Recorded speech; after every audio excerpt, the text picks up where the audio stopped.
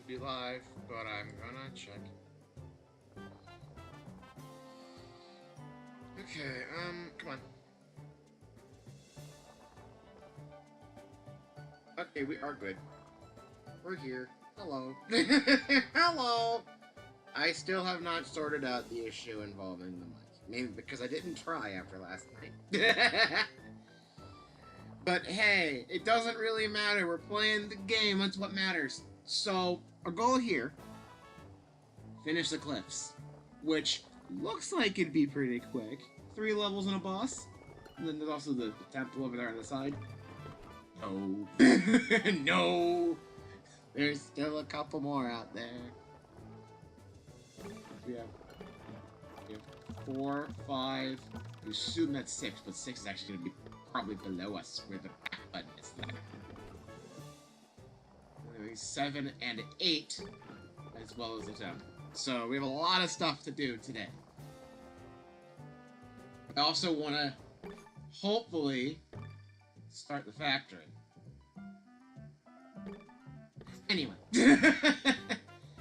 We'll just play the levels and go in order and have fun, and it's the game. It's the game. So yeah, not much has really happened since last stream. I think I spent a majority of last stream just talking about Star Fox and related Nintendo Direct stuff. But you know, fair enough. It is pretty topical, I suppose.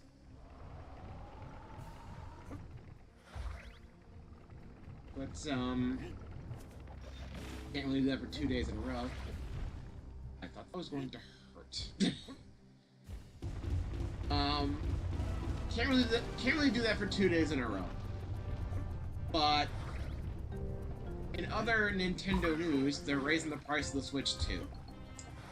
Which makes me a little sad, because I don't have one yet. Here's the thing. It could have been worse. Look, I had a feeling they were gonna pull something like this through no fault of their own, really. Because, let's just say AI ruins literally everything it touches. Literally everything. So, let's just be done with it. Let's just get rid of it and never think about it again. And then maybe we can get all of our fun back. But yeah, I'm waiting for all the news articles to show up and be like, Nintendo is so evil, they're raising the price of the Switch 2 by $50, and they're giving us like a 3.5 months notice. So terrible. Like, yeah, it's a little disappointing. At the same time, out of the current console options, the Switch 2, I think, is still the cheapest one. And Sony has raised the price of the PS5, which has been out for... How long has it been? 5 years? They've raised that how many times? Like $700 right now, isn't it? What the hell? Like $650, $700 or something like that. It's some outrageous price. And you don't even get a disc drive with it. You still have to pay an extra $100 for a disc drive. At least with the Switch 2, you get the friggin' game card slot when you get the console. So what the hell?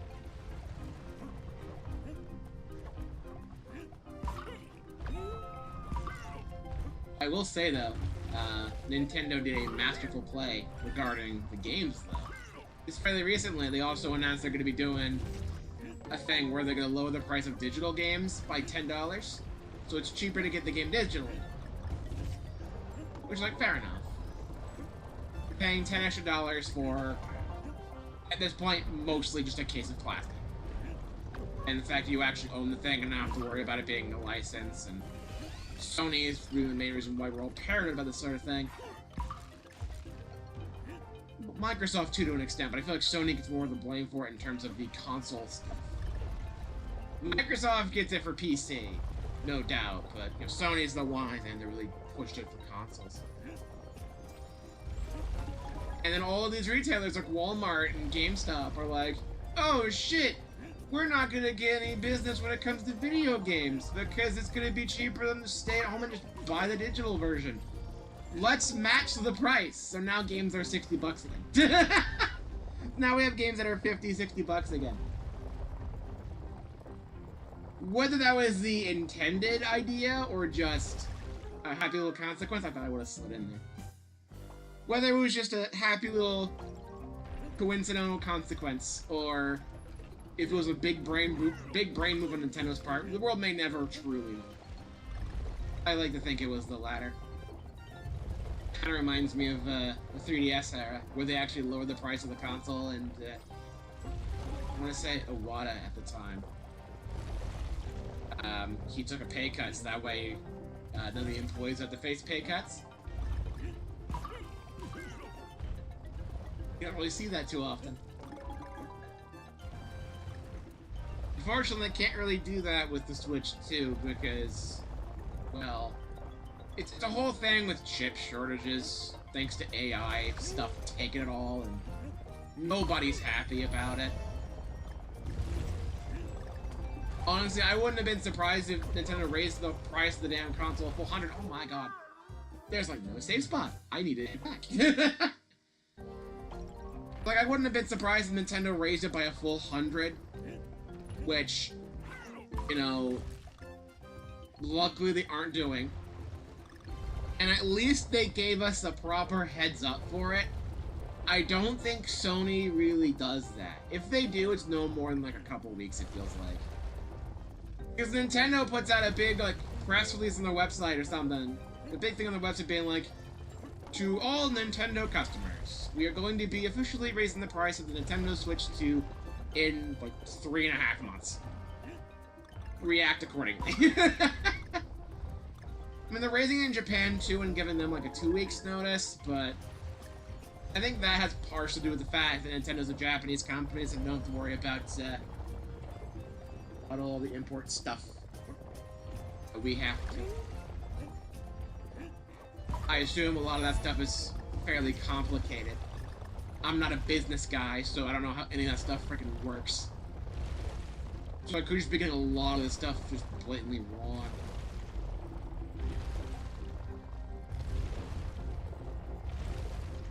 Okay, game. That's seriously the opening I get?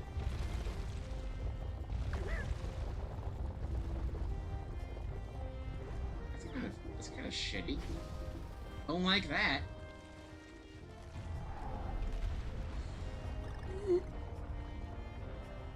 There's gotta be something to the right there.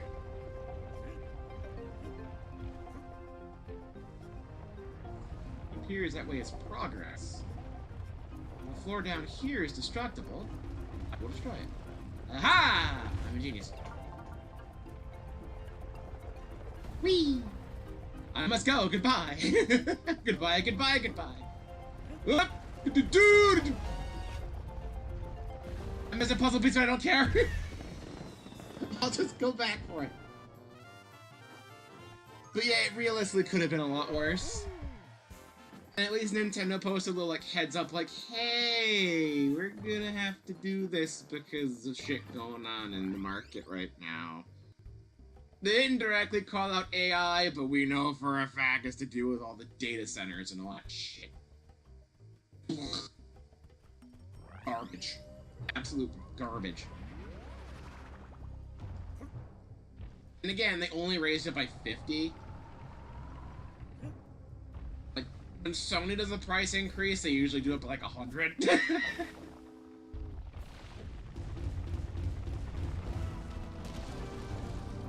And actually, it's realistically not even that bad for Nintendo, really, because when the Switch 2 first launched and it had Mario Kart bundled with it, it was $500 then. So, like, outside of not giving the digital code, it's not too different. I know it sounds like me just making excuses for it, and I kind of am to some extent, but it's also not entirely their fault. I know for a fact there's gonna be all these articles that are gonna come out being like, Nintendo is the greediest company to ever exist. They're so awful for raising their console prices when every other console is doing that. It's because of AI and the chip shortage that results from it. Nintendo isn't in control of that.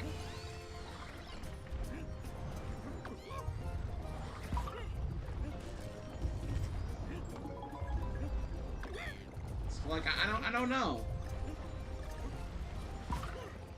Like, every single time Nintendo makes a business decision, it ends up being bad on consumers, to any extent, whether it be minor or major. All these freaking media outlets are like, Nintendo is the worst thing known to man. They're the most greedy, evil people ever. When, like, half of the shit is either the same stuff that Sony has been doing for forever, or they're just putting on extra shit in there and making it look worse than it actually is for the sake of clicks.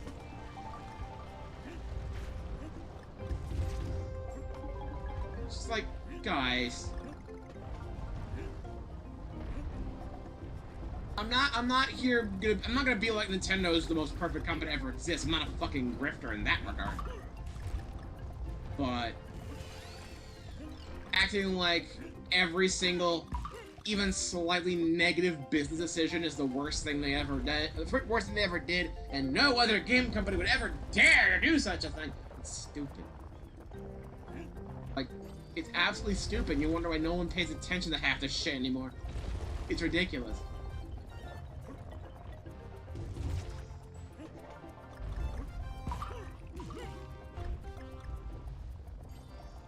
And totally just because of the fact that they're mad Nintendo's kind of dominating the console scene. Like, Microsoft has, you know, computer gaming because they have Windows and large adoption rate, and that's a lot more compatible with gaming than Linux or Apple. It's like no Macintosh is gonna have. Mac doesn't have the same compatibilities for a lot of games that Windows does. So Microsoft's kind of dominating the PC scene as of now. Sony's not really doing much of anything except shooting themselves in the foot. Yeah, I didn't see any puzzle piece. I could just be an idiot. We'll convert. Like, all these freaking news outlets try to paint Nintendo as the worst thing ever. Anytime something happens, and it's not even always their fault. They always overblow it for clicks. It's so stupid. It's so stupid, man. Again, Nintendo's not perfect. I say this every time something like this happens. Nintendo's not perfect. But I don't know, it just seems like they're not playing fair. Because, like, Sony increases the price of their console. It's been out for 6 years by $100. And you don't see any of these outlets really talking about it outside of, like, they're raising prices. Oh, well. But Nintendo raises all their prices by 50. And you no doubt could see that infamous image of Mario crying in all of the thumbnails. What do you mean here? Pit? Not pit. What are you talking about? Oh, the barrel. I should have thought about the fact that barrel would possibly be it. Like, oh, the barrel's just a way to get back over here. No. It's this. That's the bonus stage. That's not associated with the calling letter at all, you idiot. What are you doing? I knew the barrel was there, it's right on screen, but I thought it would somehow be related to the Kong letter that you can get to otherwise. Game devs are smarter than that. Who did the original game? Was that Retro? Was that Retro Studios that did this? I don't remember. They're smarter than that. They're smarter than that. What am I doing? What are they doing? Ow! What am I doing? So yeah, I'm just bracing myself for all the negative articles for the whole thing, overblowing the whole situation, and I doubt any of them are really going to talk about AI to any extent being a possible cause for any of this.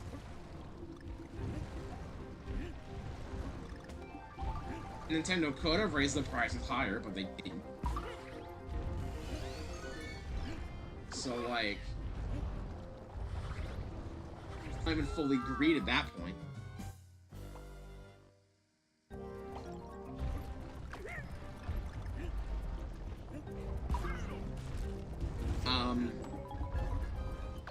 I guess in more positive news, oh god! Sonic Frontiers had a permanent pipe. That's all, folks. The same 3 jokes 5 times, and it is a whole damn stream, and that's what you gotta deal with. But, yeah, I don't know if I mentioned this yesterday. I thought I would have a little bit more time. Now that I have nothing to collect, I'm just like, okay, brain off. Even more so than usual, just go, we just run, we go fast. Talking about Sonic, it makes perfect sense. But Sonic Frontiers had a permanent price drop. Ooh, what? I landed on it! I landed on it, it clipped me through it afterwards. I blatantly landed on it. I thought it would be safe because the platform was still going up. The platform was still going up, so I couldn't have slipped off. So I landed on the damn thing. I am playing like garbage, man. I might as well take the super guide at this point. Come on. Come on. What am I doing?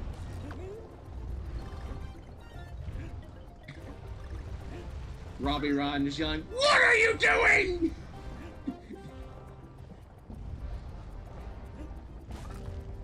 But, yeah, Sonic Frontiers got a permanent price drop, is now, I believe, $40.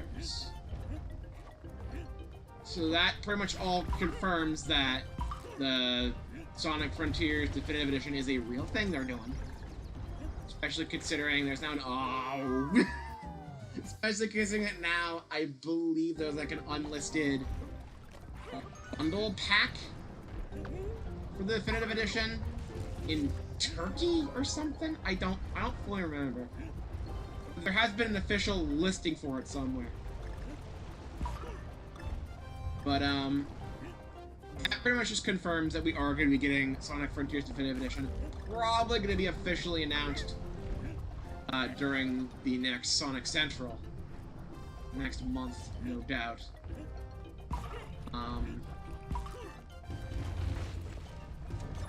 So I guess I gotta treat it as a real thing they're doing.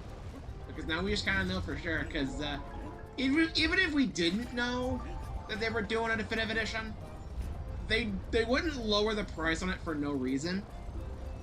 From what I heard, the same thing happened with Sonic Origins when Plus came out. Which, okay. It didn't happen with Mania, but that game was already $20 to begin with, so who cares? But yeah, I think it's pretty much official at this point that we are getting Sonic Frontiers Definitive Edition.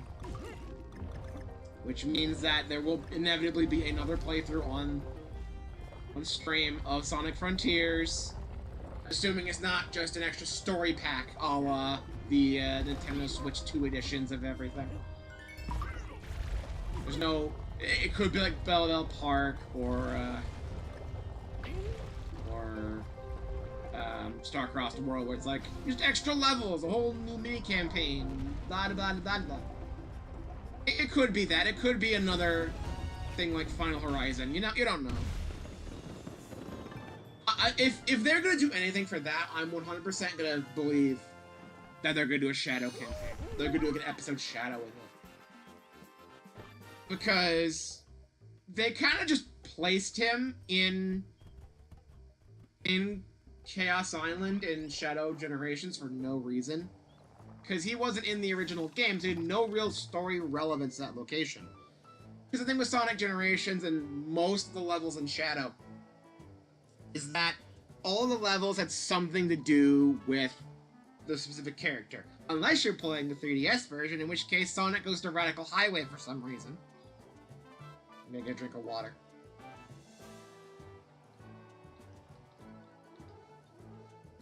But, yeah.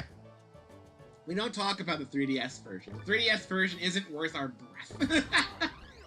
6-5. But, all the levels have something to do with that specific character. With Sonic, it's just the general Sonic going through all of his past and Sonic's future and all that. It's just Eggman particularly using it to actively just erase his failures, and Sonic running through to these areas again, puts him back in the timeline and fixes everything, and, you know, that would explain stuff like Crisis City, which realistically shouldn't even exist. Hey, get off Rambi. I thought I could get off Rambi. Can I get off Rambi? Yes. Okay.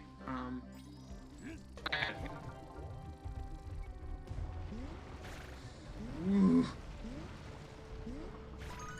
But oh, he can just destroy that. Bye, Diddy Kong. I didn't actually try to destroy that, but yeah, game. Apparently, he could break that from behind. So okay, not really a challenge anymore. I mean, Rambi is kind of a secret here. It'll probably be useful though, so I'm gonna keep him as long as I can. Whee! But yeah, bonus stage. I had a feeling.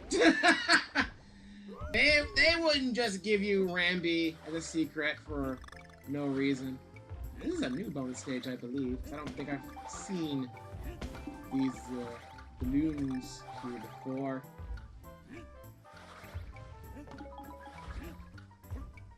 This feels very much like the Tar Falls earlier. But, what was I saying? Yeah. Shadow Generations, they mostly went with the same idea. And canonically it takes place after Sonic Colors, right? So Sonic, Forces, and Frontiers hadn't happened yet. And they explicitly mentioned the fact that, oh, it's not just erasing the past, it's also fucking with the future. Because of course, it's time travel, it makes sense.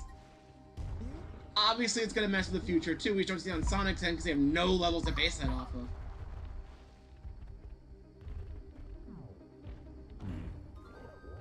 I see that barrel in the background, and that concerns me.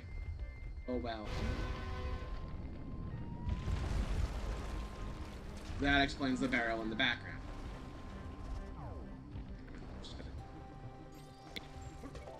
Had a feeling. Whee!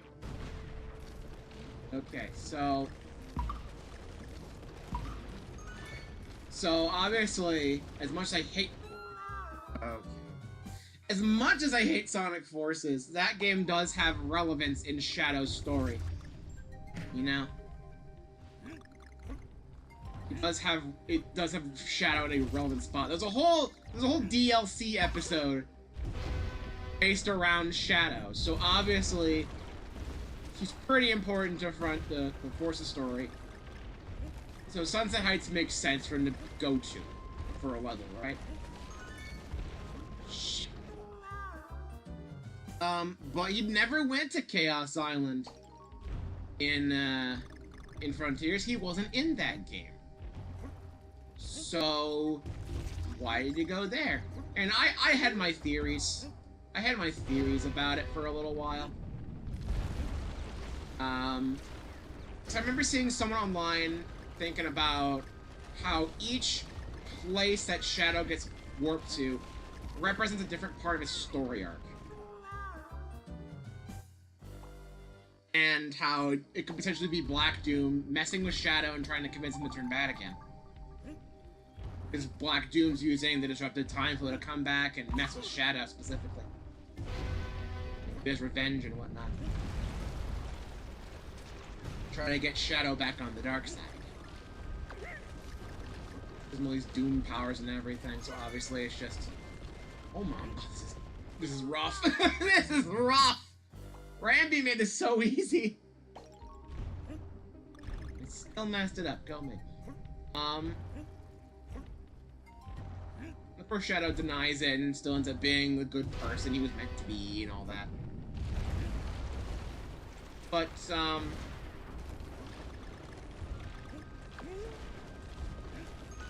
There we go.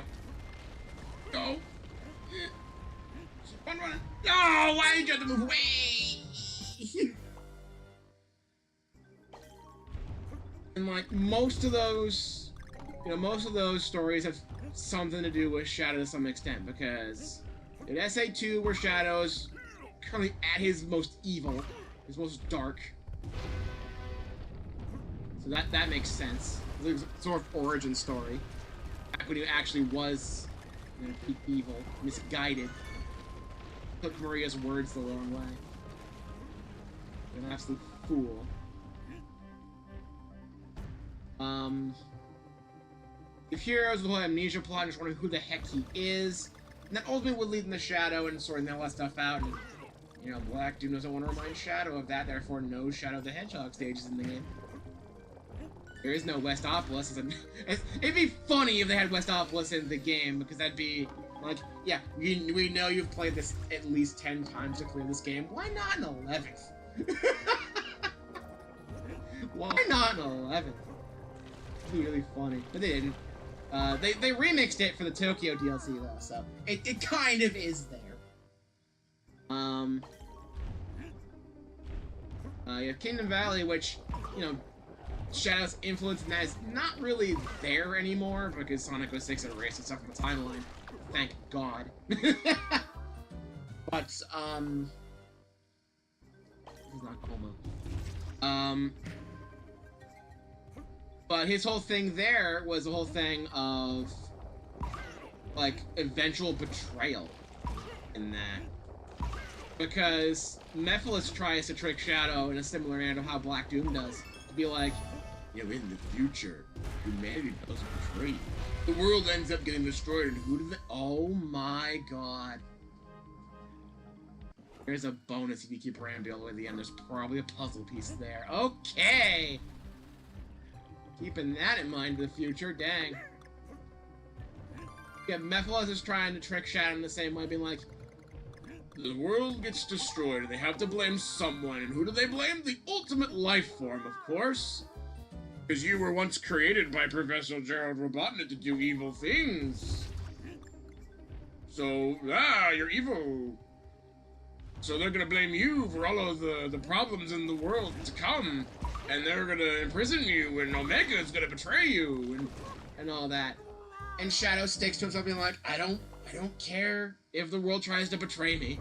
I'll fight like I always have, and he beats the shit out of Mephiles, and then the world ends. Because time travel is insane, but, Yeah, no. It's a whole thing. So that makes sense for why Kingdom Valley's there, as well as the Mephiles return, where he's just like, I want to exist! But, and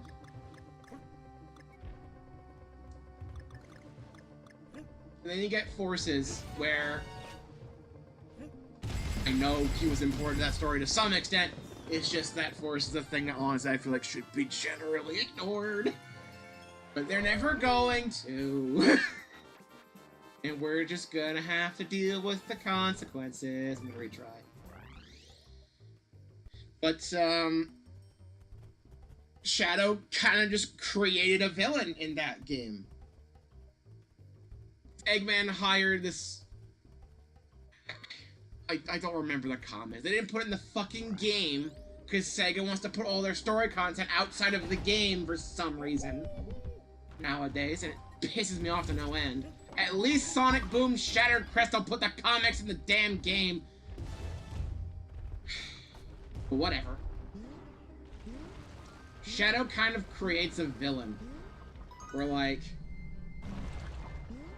Where Infinite, he gets kind of self-conscious. Shadow calls him weak, and he gets all pissy about it. Like, I'm not weak. I'll show you, Shadow the Hedgehog. And then Forces happens to our utter disappointment. Another thing we just kind of have to deal with. But, I guess you could make that be the case of, like, you've created villains, so therefore you can't be good yourself, clearly. No good person would ever create a bad guy.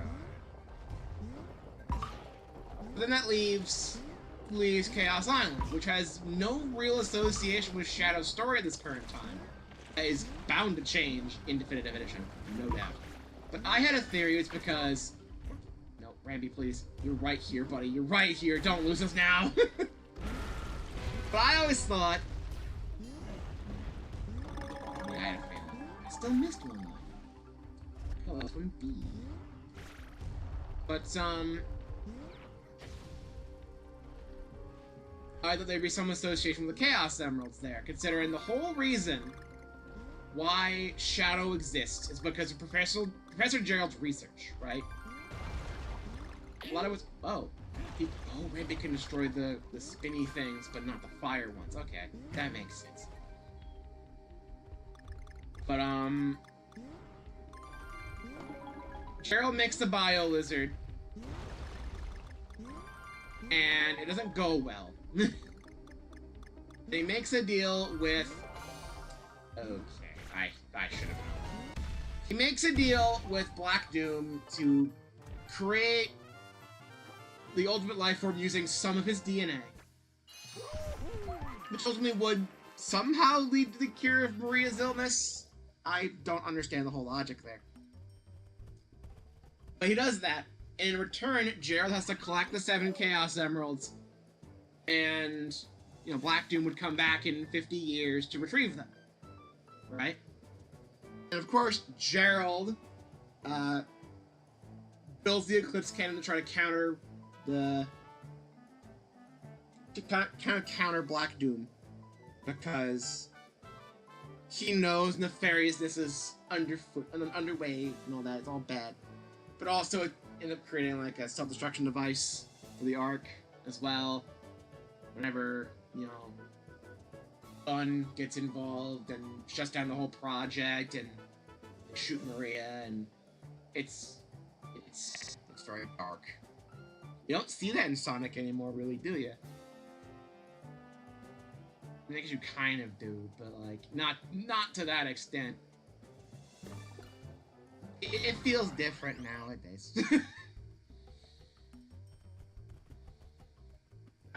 Maybe it's just me. I guess Frontiers was a little bit dark, but it also felt a little bit more forced. I mean, it was also forced in Shadow as well, but like...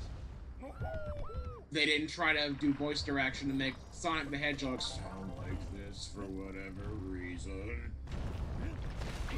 I'm Sonic the Hedgehog, fastest thing alive.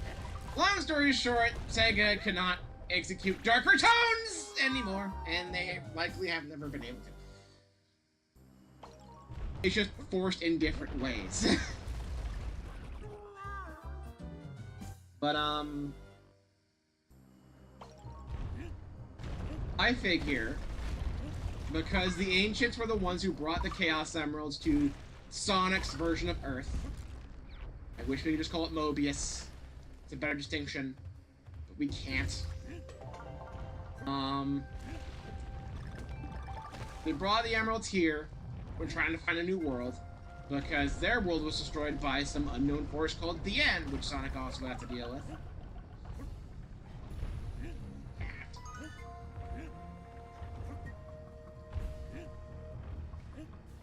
But, because Shadow's origins tie so close to the Chaos Emeralds, and given that he has access to Chaos powers like Chaos Control, Chaos Blast, Chaos Sphere, I always thought that Shadow going to Chaos Island would have, like, a implied relevance as a result, given how Shadow was, you know, sort of directly connected with the Chaos Emeralds. His creation's kind of related to the Emeralds generally, and given his special powers he can use with the Emeralds. Why is this pit giving me so much trouble?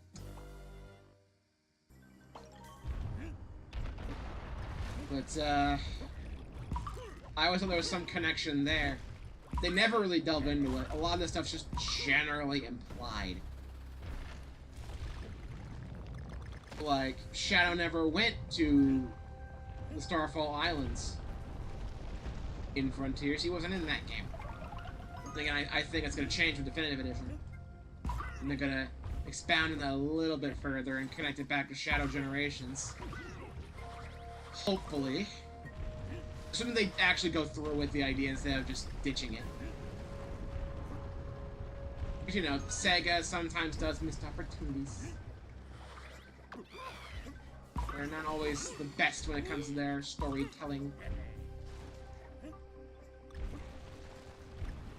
I mean, how long did it take them to acknowledge the fact that the moon was destroyed by Eggman? Just blown in half? Come on. Storytelling is not exactly the strong suit of Sega and Sonic Team. Especially in English. The more I see the Japanese script, it generally seems like most of the time it's better in Japanese. Frontiers, I think, is one of the few exceptions. Feels like. I don't know, they at least get the characterization a lot better in Japan. Which honestly infuriates me as a US player. I mean, someone was comparing the lines for Sonic Racing Cross Worlds. And, you know, in English, Sonic's just this rude little piece of shit. I'm the fastest one. Can't keep up with me, loser. But in Japan, like, he's way more of a good sport about it. He's like, good try. On to the next one. All comes down in this last race. Like he's very much, like, supportive during the races when he's your rival in that game, in the Japanese version. Which I think fits more with how Sonic normally is. But in English, they make him a sarcastic little bastard. Which I guess would make sense if it was like, you know, Sat AM Sonic, where he is kind of a shithead. But, no. Not Game Sonic. He's not like that. Not generally. Like, there is some arrogance and overall dickishness to him, but, like, friendly competition is not where that would be. What is this thing? Okay, I'm just going. Hey, go, go, go, go! Oh my god. It's still coming for me! That's an insta-kill! Okay! Well, I think I got the puzzle piece from that, so that's good. Run, DK! We're at max coins! Oh dear! Go!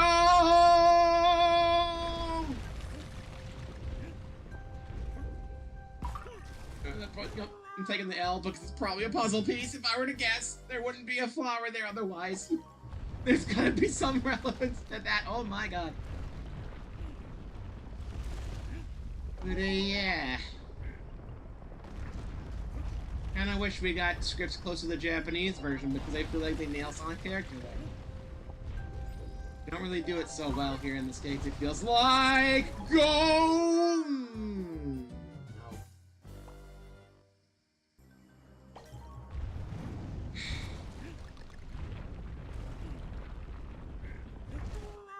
Okay, game. I pressed Y a bunch of times to go through and you wouldn't let me. And I fat fingered the B button and that killed me. Come on, game. Let me through. Let me through. Let me through. I have space. Come on. Get in gear, game. Get in gear. Come on, game. Come on.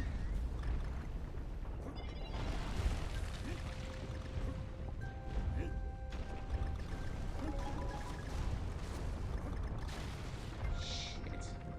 Take the L. Get me! Man. Oh, I still had my buddy. I didn't bring in a buddy barrel. Not really a tag barrel, so I gotta call it something different.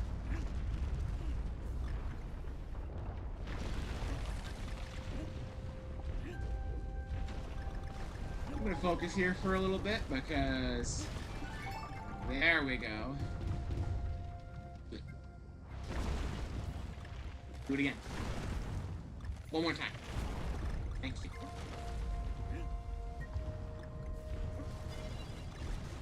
You son of a... Uh-oh. Uh-oh. Well, I got the puzzle piece. Kind of a dickish place to put one, but I got it. It's fine. Everything's fine. But, yeah, I feel like American Sonic doesn't really feel like Sonic anymore.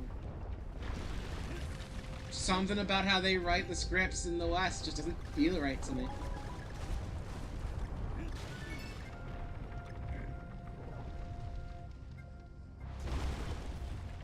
Plus, I want Sonic to be a little bit more of a supportive character instead of being just a dick. You know?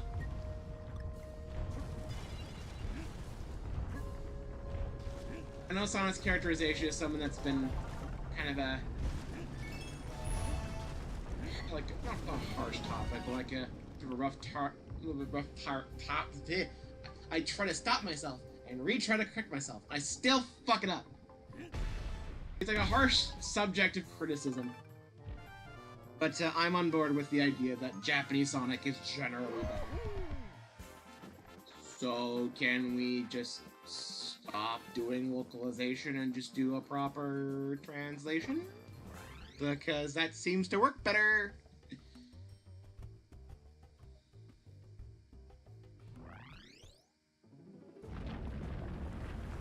There's a lot I totally missed. Oh, they have you go down because the way across is broken. That explains it. I knew there was a fake area go down somewhere.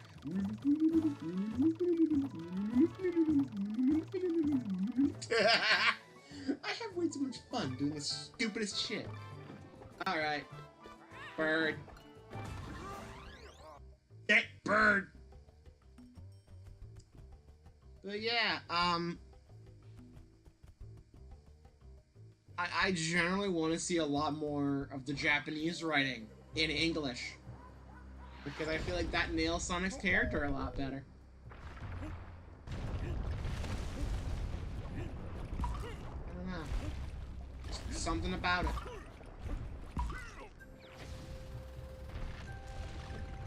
It's hard for me to put it into words because I'm not the type of guy who really goes into like sort of designs and that sort of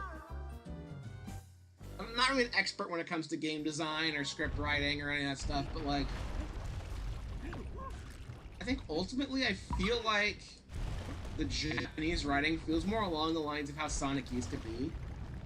And the English writing doesn't really match up with that. It really doesn't. Something feels missing in the English version. I don't know.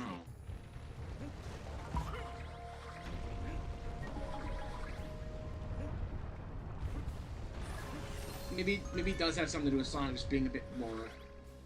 I don't know.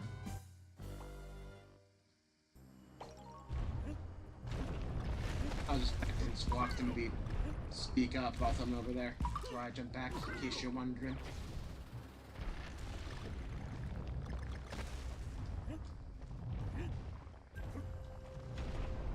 Look, I'm the type of guy who likes things a lot more consistent. I'm not completely against change, it just has to be done well.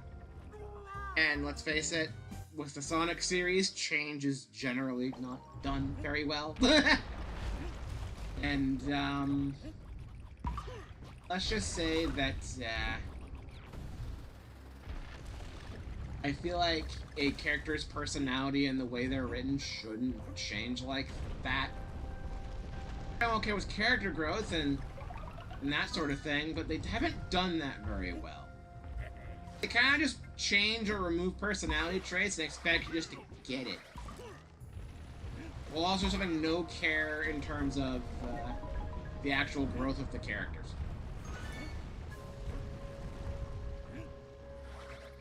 I mean, I feel like the worst examples of that are definitely Amy and Tails. They got it the worst. Because for a while, they just completely forgot about Tails' story arc in the adventure games. And Amy... the only thing I can see about why Amy feels so different is because everyone kept making comments about how she was way too clingy and a bit of a stalker to Sonic. And they seem to love the Boom version of her, where she's, I don't know, more of like a feminist, it feels like. And they put that into the game version, the main series game version of Amy. And then they just completely rewrite history so they never have to acknowledge her acting like the way she used to, which is kind of stupid. Like, I can understand Amy going through a bit of an arc of maturity where, you know, she isn't so forceful to Sonic, I suppose. But, you know, removing the slapstick and physical humor from Sonic Generations, pertaining to her specifically, is such a dick move. Cause like, yeah, oh, he's a thing down there. I thought I was losing my mind thinking there was someone down there, but I didn't go investigate because why would I? That's a pit, clearly. So thanks, bird. But they don't do like a proper arc for Amy to become the character she is now. They just kind of just swap her, it feels like. Partially because of, you know, fans being really bad at criticism, and also probably some consultants on their team fucking up everything. I wouldn't be surprised. It feels like the characters don't get the respect or the legacy they really deserve, it feels. Like, I'm all for Amy maturing and not, you know... I'm okay with it, generally, but it has to be done well and done in a more natural way. And it feels like Sega just kind of flipped the switch and then tried to bury everything. Which, like, is the worst way you could do that. And it feels disrespectful to everything that was written before. And it's one of the many reasons why I absolutely despise the rewrite of Sonic Generations. I thought it was just kind of, I thought it was just kind of before. Now I'm just like, okay, you should just fucking left it alone. The more I see it, the more I see, the more I think about it, and the more I see like the Japanese version where they basically changed fucking nothing outside of the visual elements that were changed for everyone. And how Amy doesn't really seem that different in the Japanese version because it's basically the original Japanese script.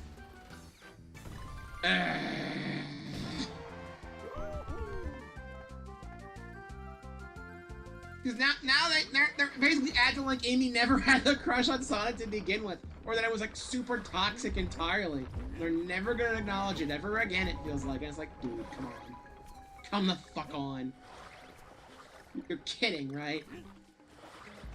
Like I said, super disrespectful. So basically, fire the consultants that are in charge of this change. Get rid of the localizers and just basically do a direct translation of the Japanese script. And then all will be good. You know? If we can go back to having... I want to say go back to having good Sonic stuff, but like... Depending on who you ask, we may never have had that, but... You know. It feels like the writing for these characters, I feel like it's just... It wasn't perfect back in like the 90s or anything. Part of that does have to do with the Japanese version getting kind of directly just ignored a lot of the time.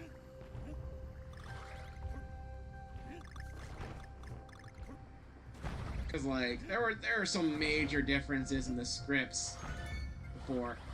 You have stuff like Adventure 2 where the game was written in Japanese, I think, and then translated to English, and then they retranslated it back to Japanese. So we have the stuff, we have Teria and stuff, which is a Japanese thing, but then Japan retranslates the English script back into Japanese? I see that down there. Got the whole thing there.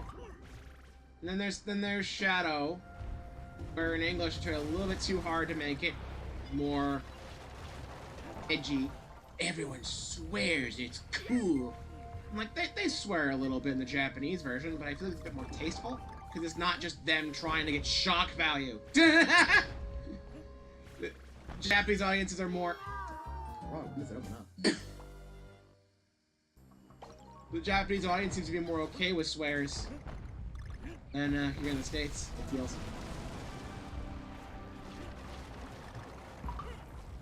But yeah. A lot of time it just kind of starts to feel like the Western Sonic stuff and everything possibly associated. When do you open? When do you open?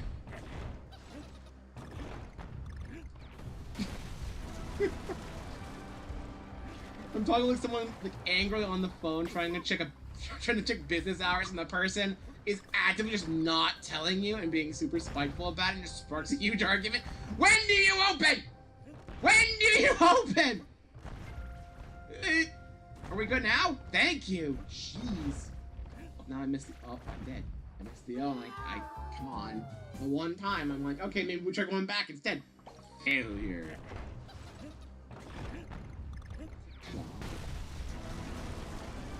Like, I'm not the best when it comes to articulating my arguments. I'm not the kind of guy who could do a video essay about some of these subjects. I'm not that type of person. Lord knows I've tried in the past, and it's gone absolutely freaking poorly. Part of the reason why I didn't do that video essay about whistle design, and how they just kind of forgot how they were designed originally. I'm not gonna articulating opinions like that. So, you know, what do you expect from me? So I could just be flat out wrong, or something I say could be misconstrued, but, you know.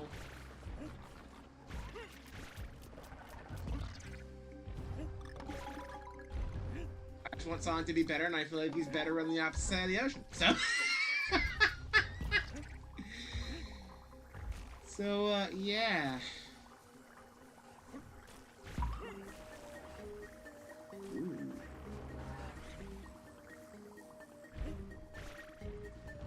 Give me that. I said, give me. Give puzzle piece to me, thank you. Whee! Yeah. I'm not gonna act like I'm an expert on script writing or game design or anything, but I do know that censorship is bad. So, you know, the Sonic Generations really just feels more painful. You know what's funny? I saw a tweet about this recently.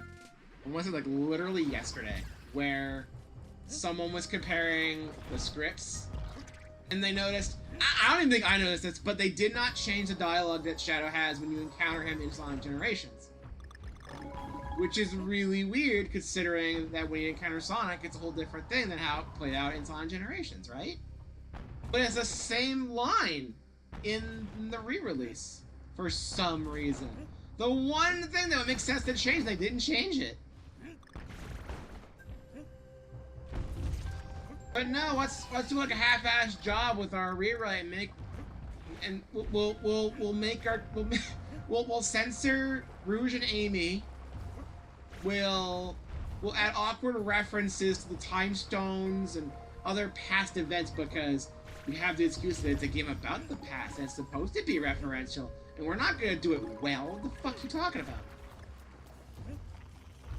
We have an opportunity to fix the script and make it a proper story, and we're just not. We're gonna turn into a fucking fan dub.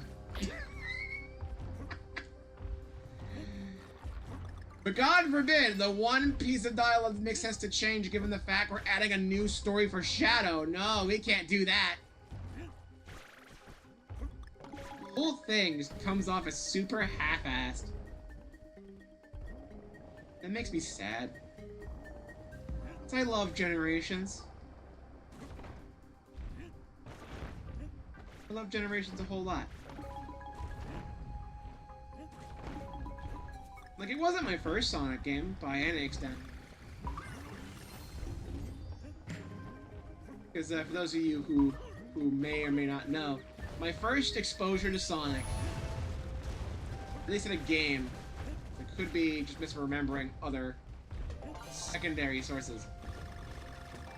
But my first Sonic thing, wow, I already got everything here. Autopilot that a lot of the time it feels. Okay, but my first exposure to Sonic in a game was back when I got my Nintendo Wii for Christmas, back in 2010? I don't know, it's been forever. My uncle gave me a copy of Mario and Sonic at the Olympic Winter Games. Olympic Games. I cannot speak today. I need more sleep. I think I just need more sleep. That was my first game with Sonic in it. I had no idea what the hell a Sonic even was at the time. In fact, I also hadn't played Mario Galaxy at that point, so I thought Good Egg Galaxy was a Sonic level because Dr. Eggman existed. That shows how little I knew back then. But, I then found out, after my mom won a Kindle Fire, sometime soon after, that this blue hedgehog named Sonic had video games on the mobile devices. So I got the Sonic 1 and 2 ports that Christian Whitehead did. They're really good. And I got both episodes of Sonic 4. And I was really annoyed that Sonic 3 never got ported because it goes 1, 2, 4, and that's not how you count. God damn it. It goes 1, 2, 4, that's not how you count. That's dumb. Sega can't count. Supposed to go 3 next. Stupid. What are you doing? But, I now know why Sonic 3 never got ported over. It's because the music rights from the Sonic 3 half were poorly addressed for Origins, and that makes me even more sad. But okay. It's fine, right? Whatever. Out of those games, which one do you think I played first? Do you think I went generally in order? Do you think I went for the game that everyone claims to be the best Sonic game ever in the classic series, and they're wrong? Or did I do something stupid? The answer is I did something stupid. I played Sonic 4 Episode 1. I played the worst of the 4. I played the worst of the 4 possible options I had. Good job! And of course, me being naive and not knowing what a good Sonic game was, I had fun with it. I thought it was a good game. I have since bought the game again on Steam and played the thing again, and absolutely hate the fucker. To be fair, I never actually beat the game on Kindle Fire. I don't think I ever got to the final boss in that. I think I unlocked most of the stages and played through them. I think I got stuck in Mad Gear, tried to go back to the last Chaos Emerald, and just couldn't freaking beat the last special stage. And then gave up. I did beat Episode 2, though. I got all the Chaos Emeralds in Episode 2 and did promptly beat that one. So, you know, semi-redemption.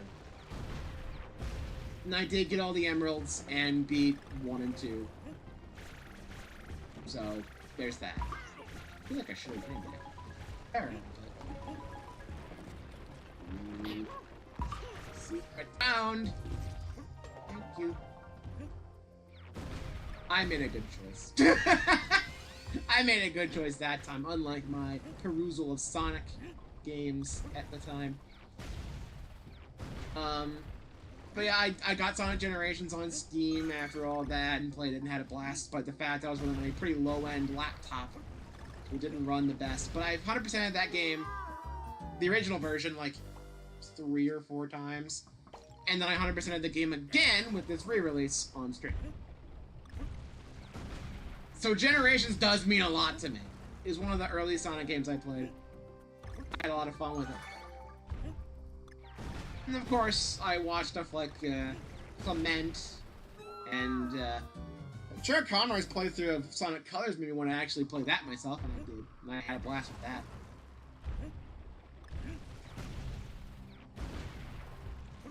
But, nowadays I feel like I'm a bit more knowledgeable when it comes to what makes a Sonic game good.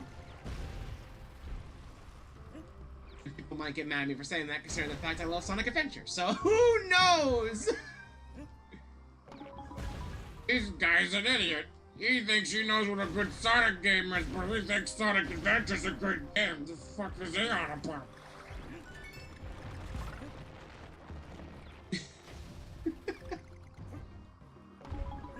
It's coming from a guy who's only played the DX version. I've never played the Dreamcast original. Blasphemy! He thinks that Adventure DX is good. I think the Dreamcast version is better in terms of like art direction and shit, but it's still end of the day, it's still Sonic Adventure. It's still Sonic Adventure, and it's still good, still fun. So, you know what? Fuck you. I win. I'm having fun. I like Sonic Adventure. I like it more than Adventure 2, because Adventure 2 did all... Adventure 2 brought back 3 of the gameplay styles and made them all worse. So, fight me. I thought I would break through that. There'd be like a puzzle piece or something in there. I am a fool.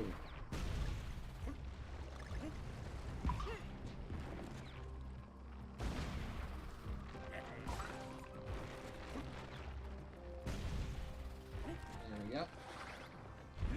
Doing that. In there. Oh, I thought I was able to go around on the left side too. I didn't want to wait. I was impatient again. The Sonic fan in me got impatient again. It ruined me again. The Sonic fan sabotage. Oh well. At least it... Oh. At least this time the failures are my fault, so losing freaking 20 lives feels like it's, you know, not that bad. It's not that one stupid rocket barrel stage with the bat where I lost 30 lives on it. Where the hitbox are just stupid and broken on that one. Not looking forward to time trialing that twice. Ugh. But yeah, I like Sonic Adventure more than Adventure 2, so maybe I'm not super knowledgeable when it comes to what makes a Sonic game good. But then again, I don't think anyone is. It's all personal taste. The real question is, am I more of a fan of the Genesis games, the adventure games, Boost formula, what? I'll give you an answer. Yes. I like all sorts of Sonic games. I'm not just stuck on one particular type of Sonic game for all time. Extra lives again. How did TRG not get it very often? They didn't get it once, and I've gotten it, what, 5 times now? Jesus. To be fair, I think the game just took pity on me after how poorly I played, so, I think he just gave me all the lives back that I lost in that stage. Thanks, game. Very nice of you. Let's get the bird. I keep pausing to equip item. That's not how that works. What's wrong with me? Hello. Bird. Yeah, I'm not like I'm some expert, but like, you know, I like Sonic. I like Sonic a lot. So I want Sonic to be good, and it seems that Sonic Team also wants Sonic to be good, but they're a bit shaky on it, and it's a little bit sad.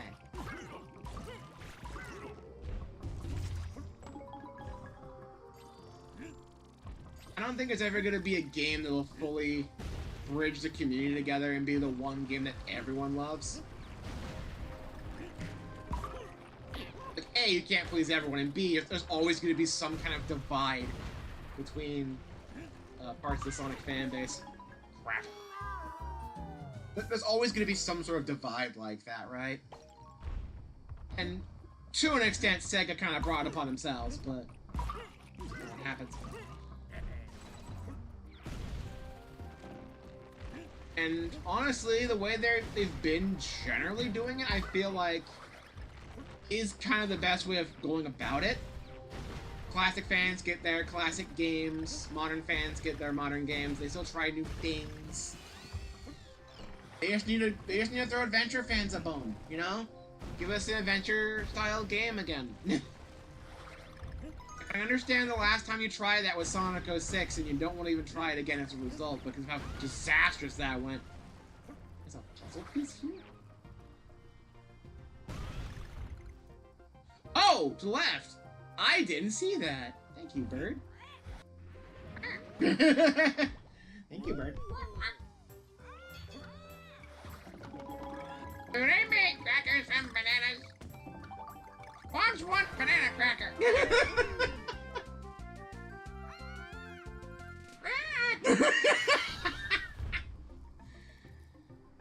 But yeah, I'd love them to make a new adventure-style game, because they haven't done that in so long, and I understand they have cold feet because of 06, but come on. It's been so long, and I love Adventure 1, and I think Adventure 2 could have been done better, but I still appreciate it for trying. I still appreciate it for trying. And 06 did have good elements to it, it's just that it was overshadowed by literally everything else being broken and unfinished. Kind of ass. Like, you know, in typical Sonic Team fashion, they tend to overcorrect. They tend to overcorrect their mistakes. And it just, you know, it's kind of sad, actually. I think we're ready for a new adventure-style game. And I think low-key they want to do it, but they might be a little bit scared to. I don't know. I mean, they reference Adventure 2 specifically a lot, but I think it's for the same reason that Capcom likes talking about Mega Man 2 all the damn time. The Sonic Adventure 2 Battle was the first Sonic game to be multi-platform, and everyone who was a Nintendo kid played that, and and that's how they introduced the Sonic, and of course they're gonna remember that fondly. Wasn't my start to the series. And I wish it was, but no. I didn't have a GameCube, I had the Wii and the GBA and the DS, so it was a little bit, I don't know, maybe early, I don't know, a little bit early for me, I don't know. I think by the time I was old enough to play, like, general video games, that was around DS time. We didn't have a home console until the Wii. Not here, anyway. My half-brother had, like, every console, it feels like, because he had both an NES and a Genesis, so he played both sides of the console war. There was one point where he offered to maybe play Sonic 2 with me at some point, but his Genesis was in the closet at the time, and we never got a chance to do that together, but, you know, I'd still love to play through Sonic 2 with him. I have to get used to a Genesis controller, but, you know, shouldn't be that bad. I can learn. Sonic's pretty simple, so... Adjusting to a new controller isn't necessarily the worst thing in the world. Shit. That went surprisingly well for just kind of autopiloting. Good job, me. What are these things? They look like petals. Were these here in earlier temples and I just ignored them? What are they? I don't know. No more friend.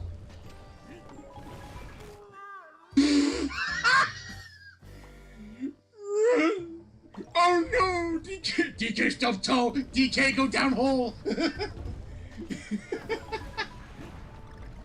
I understand that crushing's a big deal to these video game characters because getting crushed by a giant stone block would be pretty lethal. I understand that, but it kinda just looked like, it kinda just looked like DK got his hand crushed and he just gave up on everything.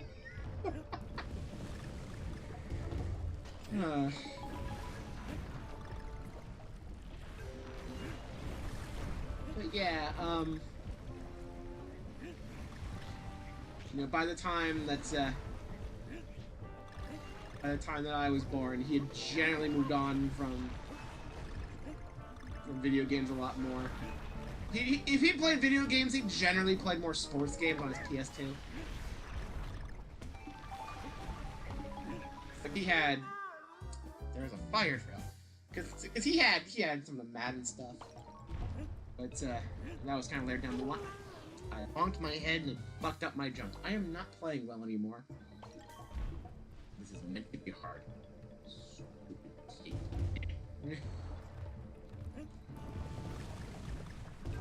But, yeah.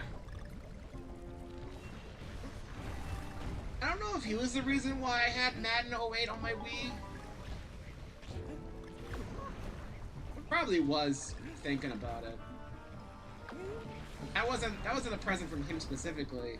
That was still put on the tree by Santa Claus. Totally not my mom.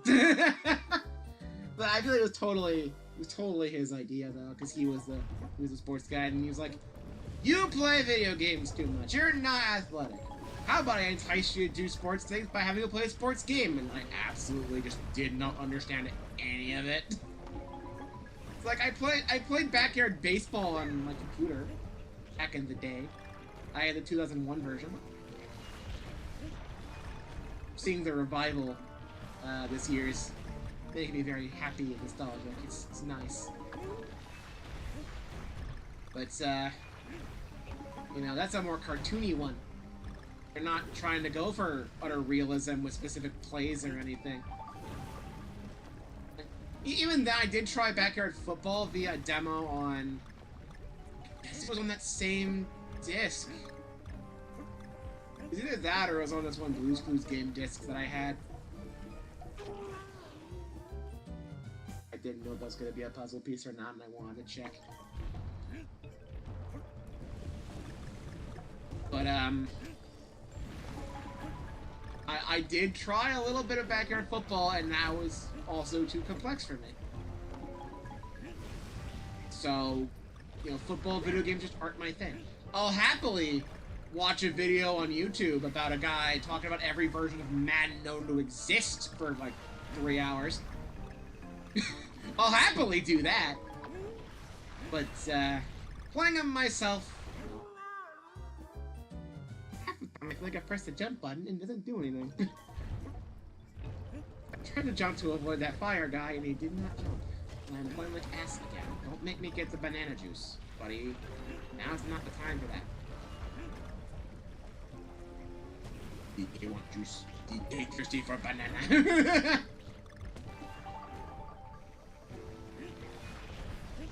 Like...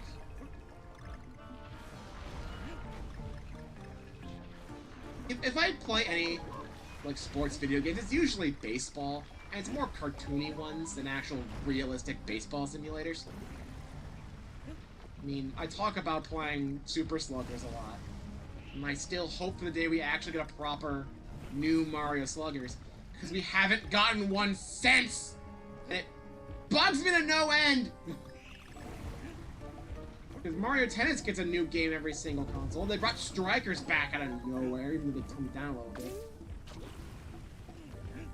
But God forbid Mario plays baseball again.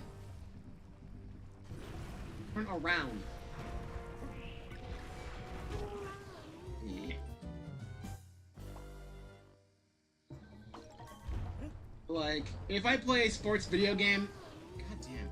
If I play a sports video game, it usually is limited to baseball. Or Wii Sports, but I haven't loaded that up in a long time. Played a lot of sword fighting mode on Wii Sports Resort. That was fun. That and the cycling, I think, were among my most played. I was scared of the fire guy up there, and then completely forgot that DK would get crushed by the big stone block. Because I do not think. But, like, yeah, I played a little bit of the baseball game on Wii Sports, but if I play Wii Sports, I'm mainly playing bowling. Bowling's my...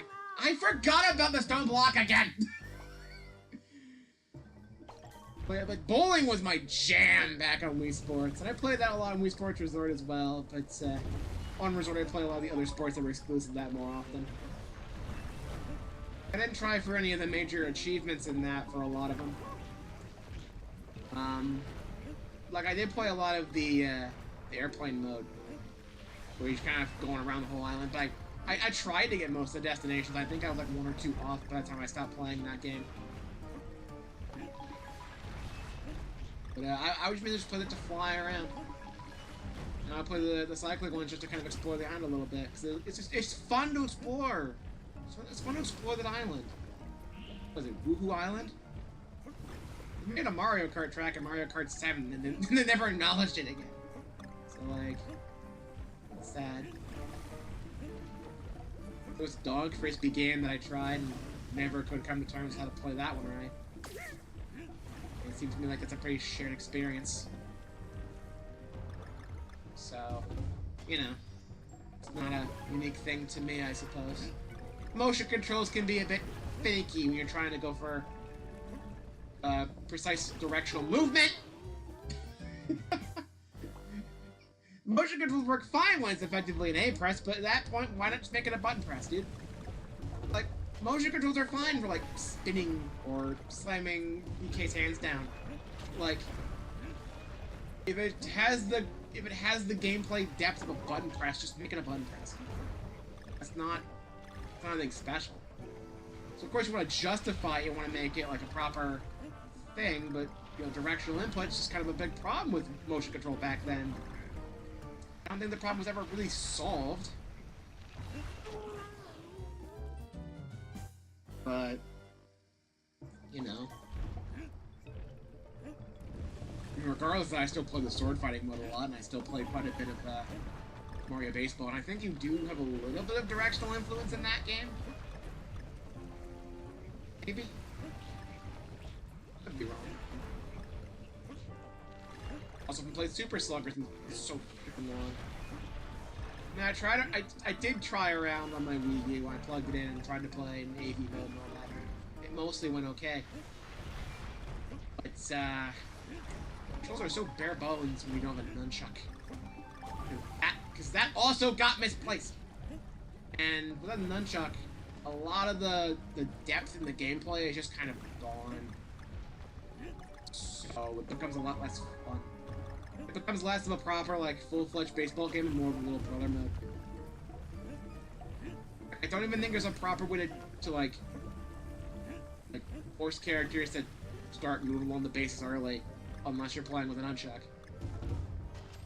And that's like half of it. You can't, I don't think you can steal bases unless you're using nunchuck, which is so dumb. I understand limited controls and all that are like part of the reason why, but also it's just stupid. That's probably a puzzle piece in that candle. Damn.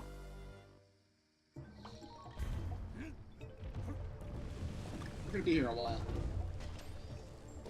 We should still have time to restart the factory, so the description will not be a lie. But, you know, it's gonna be a bit.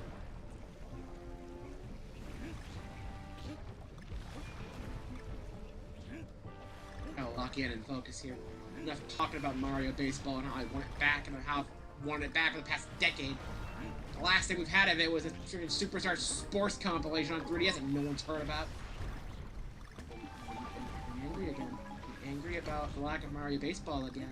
All the other Mario Sports seem to come back all the damn time, and there's no baseball. They brought back strikers out of the freaking ether, and the execution of that was controversial, sure, but they at least brought it back. They acknowledged it again. Never gonna do with baseball.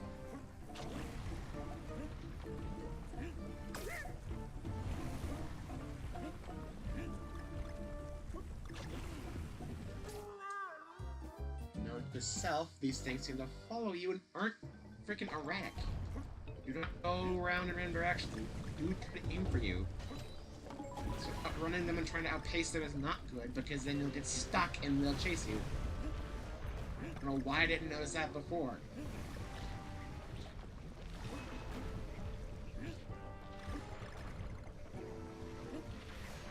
I still like this more than the last one. I still like this temple level more than the last one, so I'm okay with it.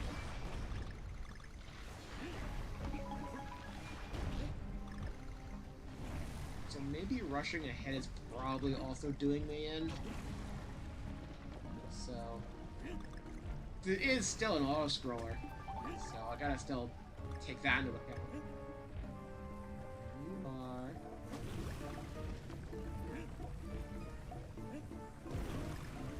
Wait, that's how you do it.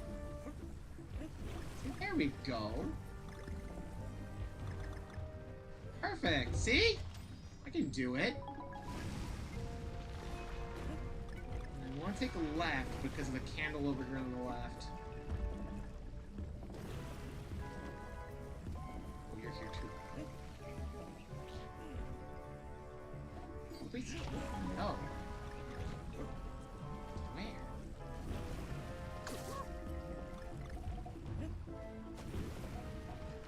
Ooh, ooh. Ooh, ooh.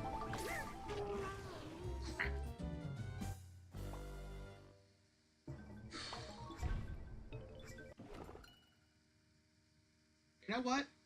I'm gonna back out, actually. Because of the rising lava and the general auto-scroller nature, I don't want to keep risking myself trying to get puzzle pieces that aren't there. So I think I'm just gonna bring in Squawks for this. And we're just gonna go from there. I could have used a tag bar on to at least bring Diddy in for a little bit. Now that I know how to do the beginning part generally, but nah. It only lasts for like 1 life, so it's not really worth it. Yeah. Gotta get that puzzle piece again. Best.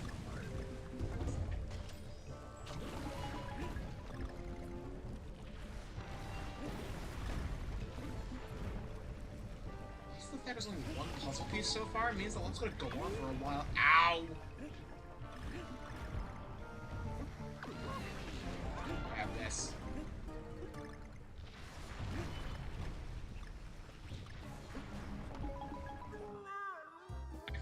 Fire, dude. That's on me.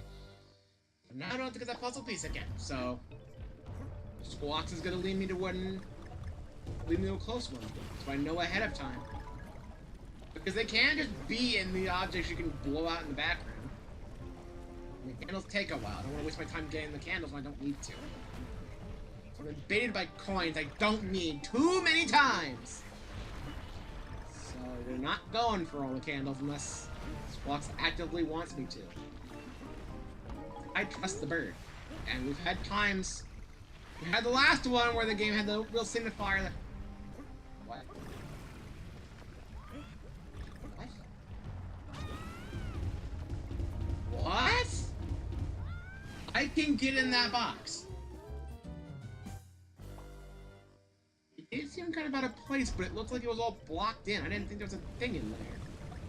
See, that's a good example of why I wanted to get Squawks over here to begin with. Because I would have missed that in all of my attempts, and realized I missed a puzzle piece or two, and to play this again. And Lord knows we've had enough of that problem considering the last one, where there was no real sign of why you would ever throw yourself that far away without even thinking.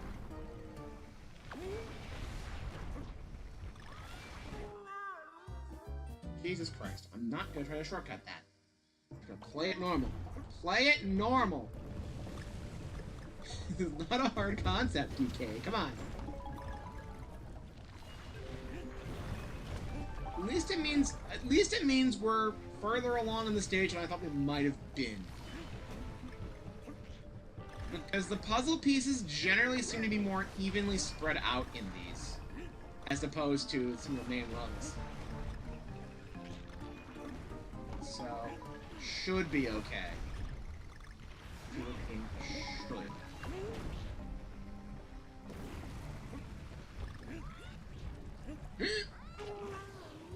How? It has to be in that block, but I'm not seeing a way in that block. Why? Why in that block? It has no freaking hole.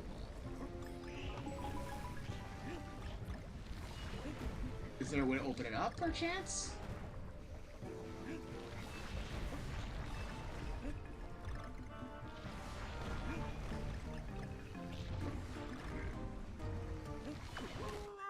Fuck.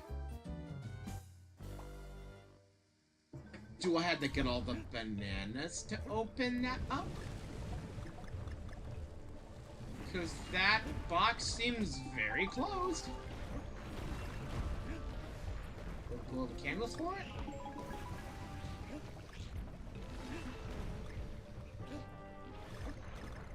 I don't know. Damn it.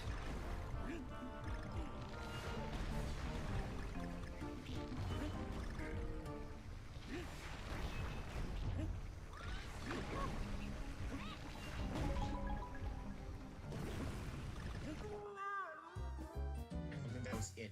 I'm not gonna risk it anymore. There's gotta be a way in there, but how? It's closed from each side. There's no way in the left. Left's blocked off by a wall. Down's closed. Right seems closed. I forgot again. I was paranoid about that guy on the wall there. I don't want to give up on a puzzle piece, because I know it's there. I just don't know how to open it. Like it. I'm not trying to point now. Thanks. So when I don't expect to make the jump, I make that jump. Otherwise, it's like, no, you're not making that, dude. Sorry.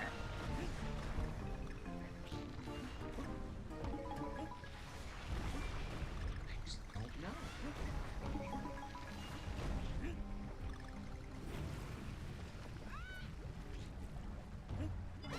You can just go in the right, okay. It did not seem like it, but okay. Fine. Hi. Hello. Dude. In here. No? You squawked when I was at the freaking pot. Squawks? What are you doing?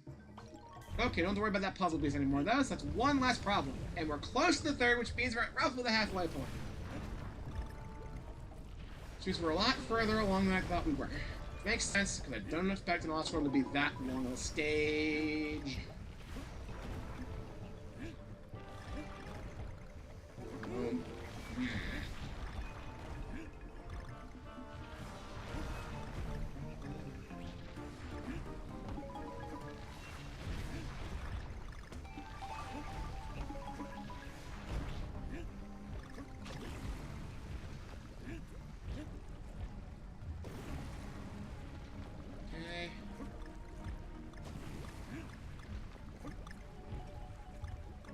Right? So, somewhere in here.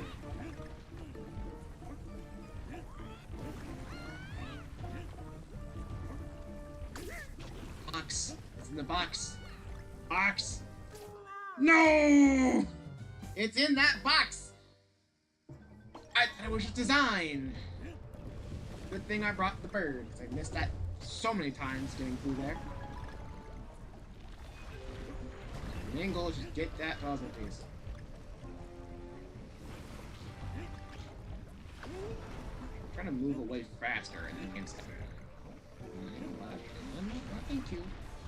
You want to do a thing? No, thank you.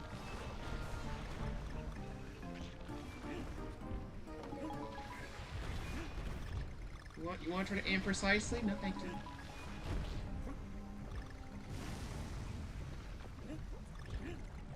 Alright.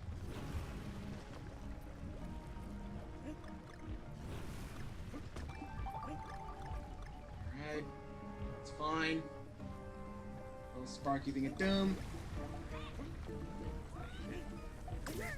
Shit. Descent. Let's go! Go! Okay. It's fine. Now we're back here.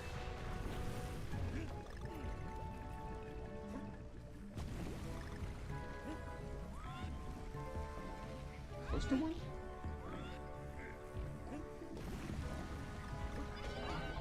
You can go on the wall there. Right! Because all the puzzle pieces except for the first one have been in moving blocks that look a bit strange. It's not just design at this point.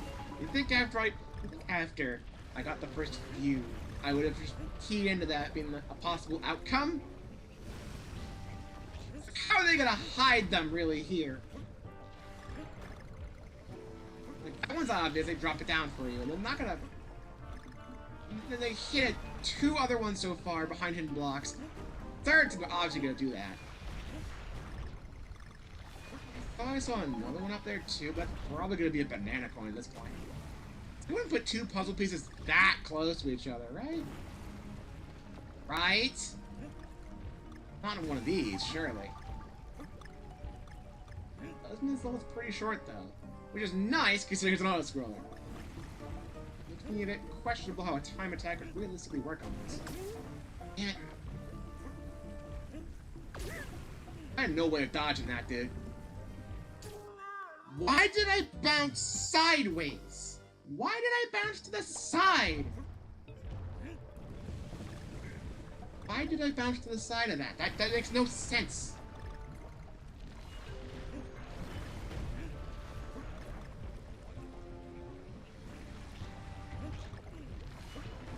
Come on, physics. Actually be proper physics, please.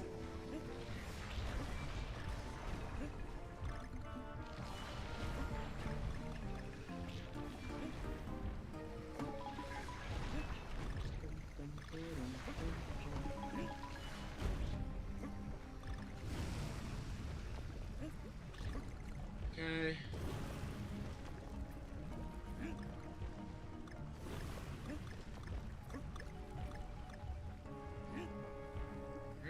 No Sparky thing. There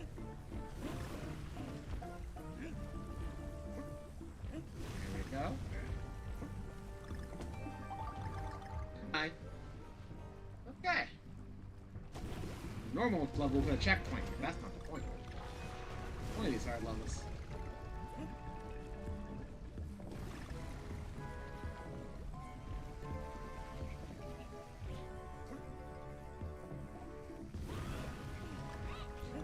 They totally did. They put 2 right next to each other. With another set of moving blocks. And which means we're also... That's actually right next to the end, too. I've gotten super close a couple times. Damn! I guess these levels haven't generally been super long, so it makes sense. It just feels like it takes forever because you die in the same spot 20 times. This still feels more fair than the barrel one, though, so... I will give it this. It's better than the last one we played. I'm still not looking forward to going back to that one. I'm really not.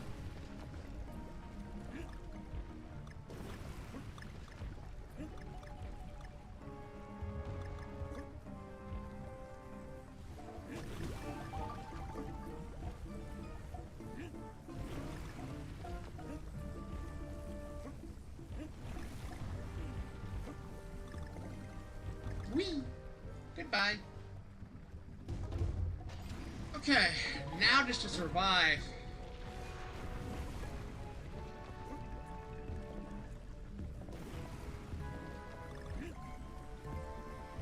This is a random side to start from too. It's a little bit awkward, but fine.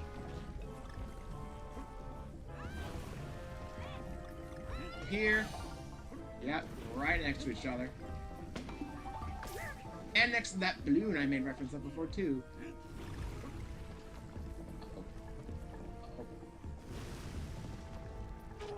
Ah! I didn't think the Sparky guy was gonna go away. When they go away, they stop being able to hurt you. I was right at the end. I was right there, and I choked. I choked. I was there, dang it. It was right there, and I choked. Oh well. We made it to the end, basically, so I can just do that again. It's not that hard. I know what I'm doing.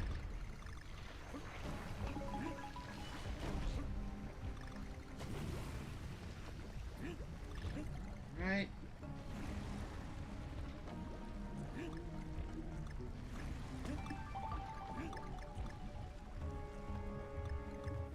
Alright, here's the Sparky dude.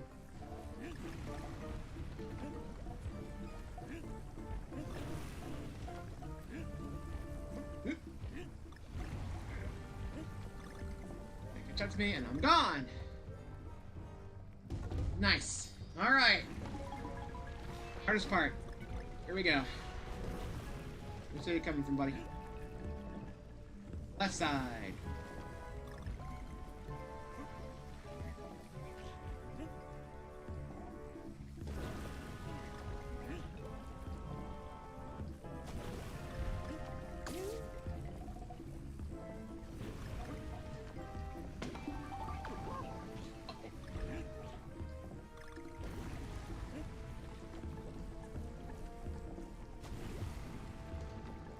He's gone. Go! Oh boy! That was a level! Orb. Alright! Oh, there's 8-bit DK heads in the background. Didn't notice that before. That's cool. Alright! That makes 6! And an oddly lit DK there, I think. I think some of the lighting from the lava was still there for the results screen. Okay, that's World 6 minus the boss, so... Actually, while I'm in the area... Let me go and just restock on a few things.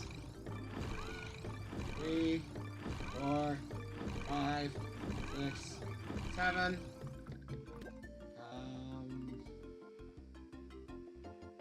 In case we get desperate, I'll get a few of these.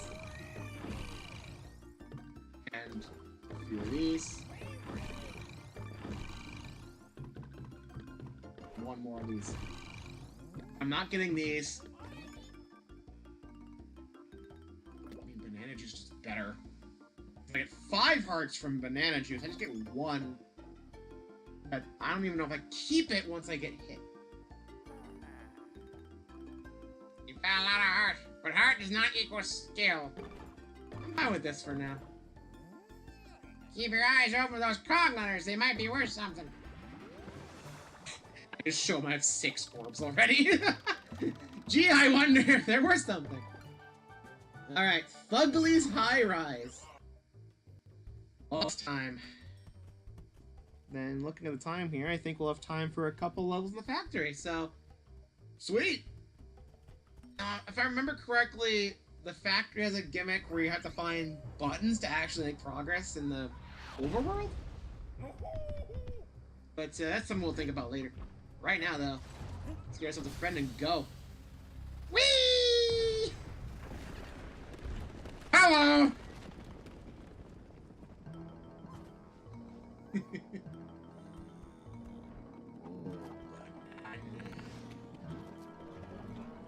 Hello again.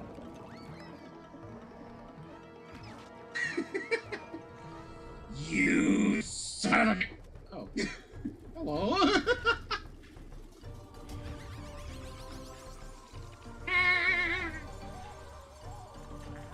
Alright.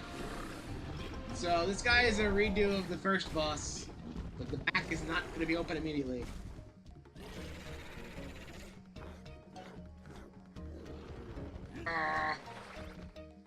Ooh, okay. Now, you do not get much time on that. That's fine. I assume it's still going to be a 3-hit.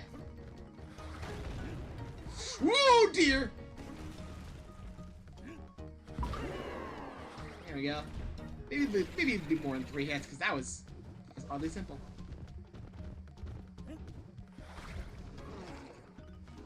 Come on, buddy.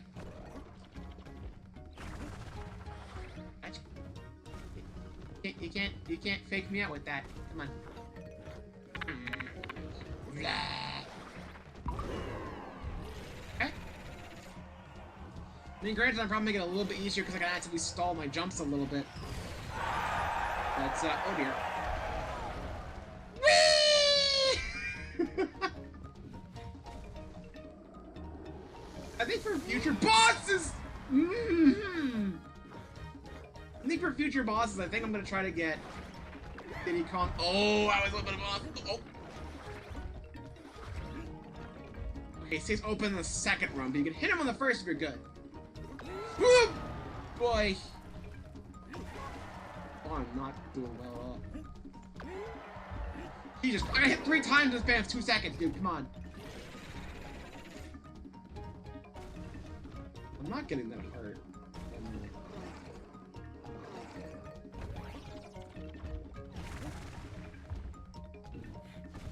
That heart's totally gone. Yeah.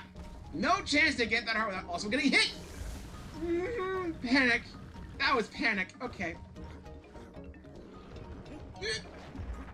Oh, oh, open. Heart! Thank you! Thank you! Angry. Whoa! Oh, he landed on me! Damn it! His horn landed on my head. Dang it. I think from now on I'm gonna bring Diddy Kong to these battles because the air stall might make it a little bit not too easy. I still died. That was just recklessness more than anything. I'm not skipping the animation here because we saw the other version. I want to see the original. we can see both. We can see both. We have time. Who cares?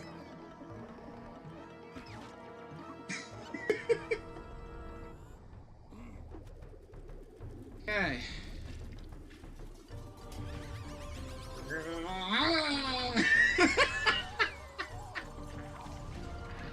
Okay. The frame rate does still seem to dip with some of these cutscenes, oddly enough.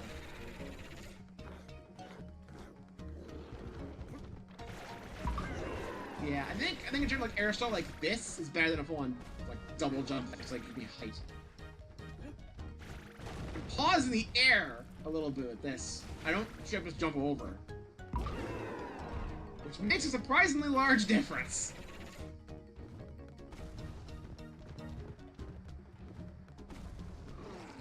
Plus, I think this just feels better. I don't know why. Like, for general, like, platforming, I think it's probably better to have Dixie Kong because of her hair flutter. For bosses like this, we just need to stall in the air for a little bit, that's fine. I'm playing as Diddy Kong here. At the same time, though, the game is designed more with Diddy Kong in mind. Dixie Kong's a bonus. So. Who knows? Who cares? I am doing very well. I'm doing very well here. The fire thing. Thank you.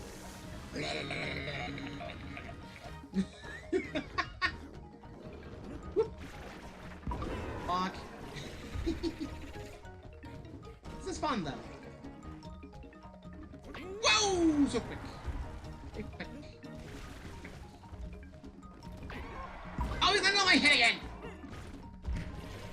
He did the thing where he landed on my head again. Fire? Nope, not fire. Whoop. Thank you for giving me some more space, buddy. I need that. Fire? Fire!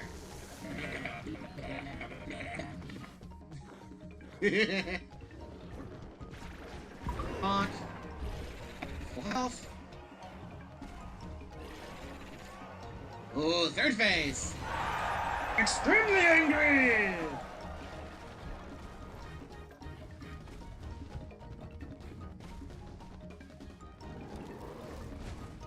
Oh, this is different. Ooh, it splits once, and then one of them splits again. That's crazy. Bonk.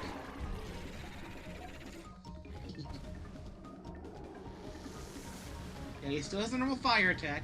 That's fine. Whoa! I always forget how fast he goes. Dang it. Not landing on my head this time. Back to full health.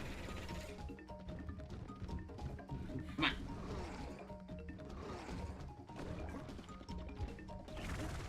Woo! Alright. You can do your spread fire or do your normal fire? Spread fire, I think. Yeah, it splits once and then the back splits again. Which is very interesting for our pattern. Goodbye.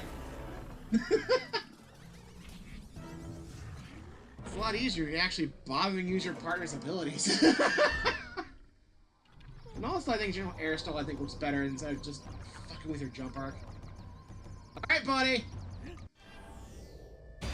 Goodbye! Ba-bam!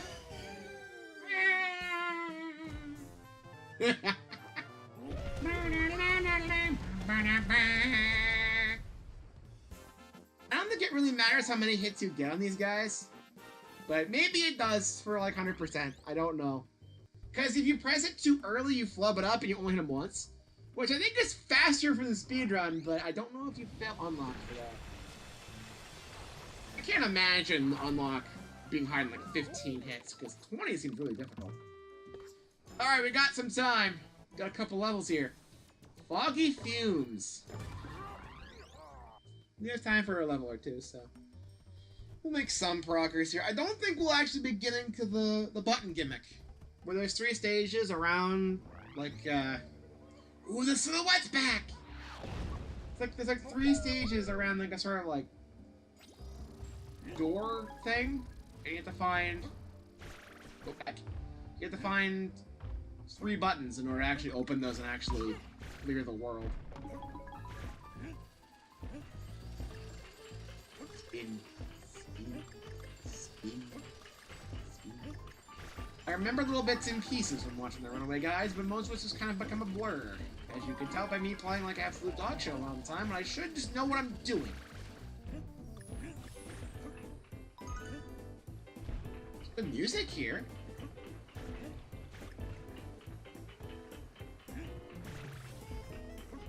There's nothing in that one. It's broken, I guess.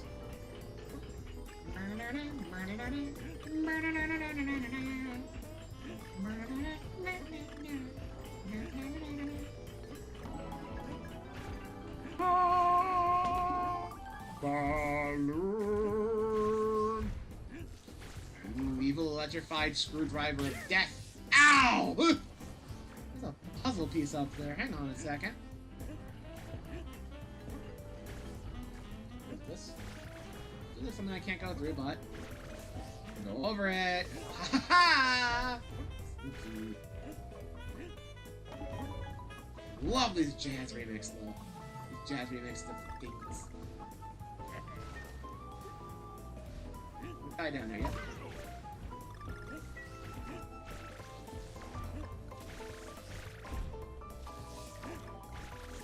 Okay, so they seem to go low, high in their jumps. Where am I? There I am.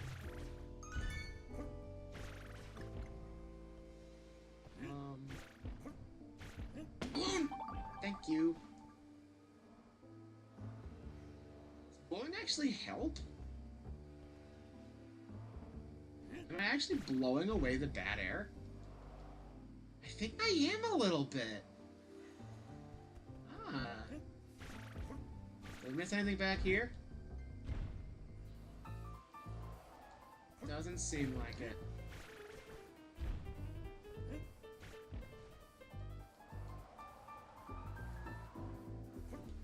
I think I am actually blowing away some of the smog. It's very handy, actually. Okay, it's a checkpoint. What? I think there's something over there. I'm not willing to risk it. Switch it flow. Bye. Alright, don't need about to. Oh boy!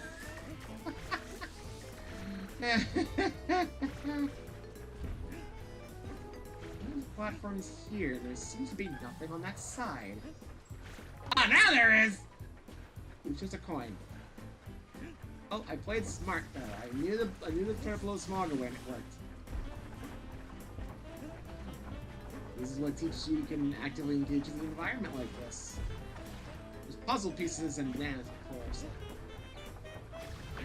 Already kind of new, but still.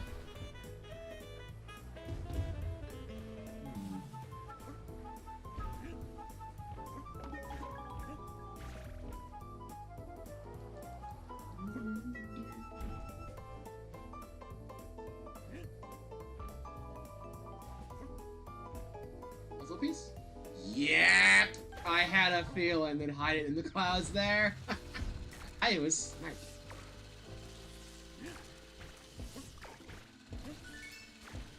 Okay. Oh, I thought this would be a high jump. I was able to sneak past him there. Wow.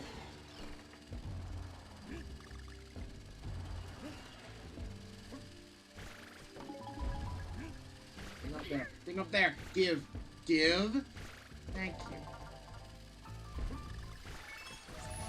stairs. Whoop! Hang on. Whoop. Well, there goes Diddy Kong. Yeah, no more jetpack. I'm sad. Okay. Oh, hang on! Don't you dare do that again. This is fine, though.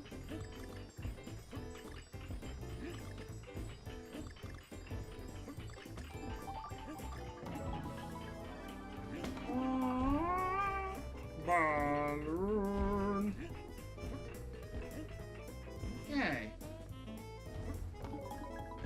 Speaking of button, kind of looking like that. What was doing? Ow! Like bounce off this guy, please. Thank you.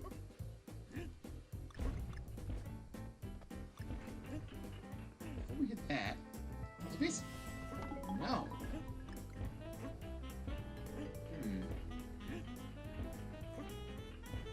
Okay, well. Spin! Auto puts me in, okay. Well. Not a good sign of a puzzle piece. A lot of empty space here. It's like there's meant to be stuff here, but it doesn't seem to be. That is odd. Why does it have this much space? There's nothing here. That is very strange. Oh well. We'll play again. I think we missed one.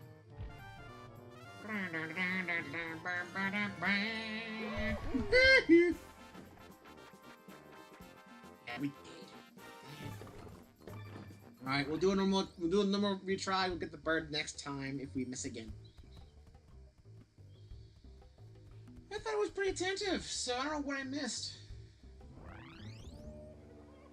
Start didn't seem to have anything, so it can't be the start, right?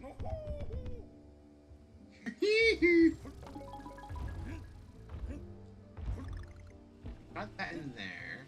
This is a puzzle piece we already got. This had nothing. This had a balloon. I'm not gonna fit that. That's a wall.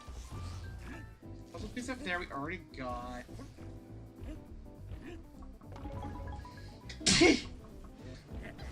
Smog's getting to me.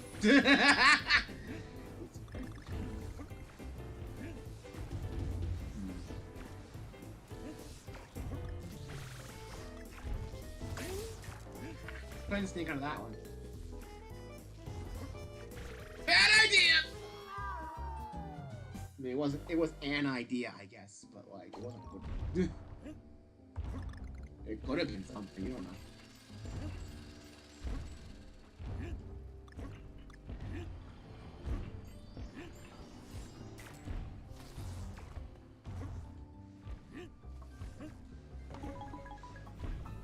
And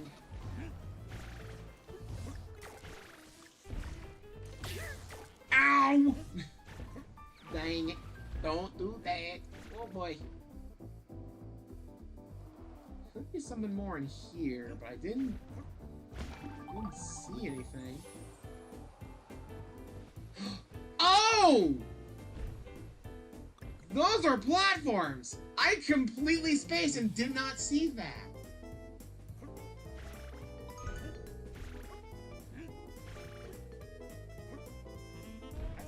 Wall over there, so can I backtrack to that, or if I lost that piece? Go! Platform, okay! I thought that was background, I thought that was bad. We got our puzzle piece, let's go. Okay. I was just being an idiot. Didn't see that. I tried jumping back, and I'm like, that's gotta be background stuff, right? No, that's very much in the foreground.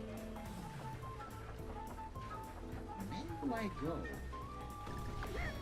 Not there, but pretty close, I guess. Not include the stage with no worries, so don't need the bird. Not this time. No bird today. Fuck, each level's a different day. It's not. Woo! Woo! Woo!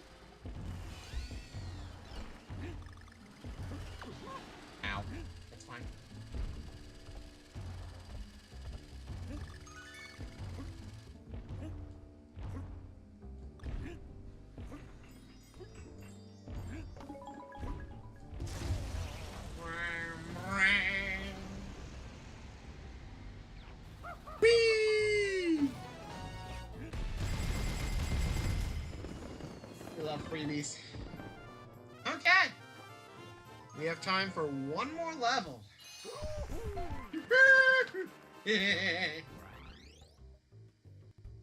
Okay. Not okay. DK. There goes all the smog. Yep, see, right there. Those 3 levels. I have to find the button in each of those in order to actually beat this world. I don't think any of the buttons are too particularly hidden, but knowing how I've been playing this, I could realistically just miss one. I could just be an absolute idiot. But, you know, we'll find out next week, because we're not going to get there till then. Whee! I will say, though, at this rate, we are probably going to beat the game next week, so that's fun. Okay.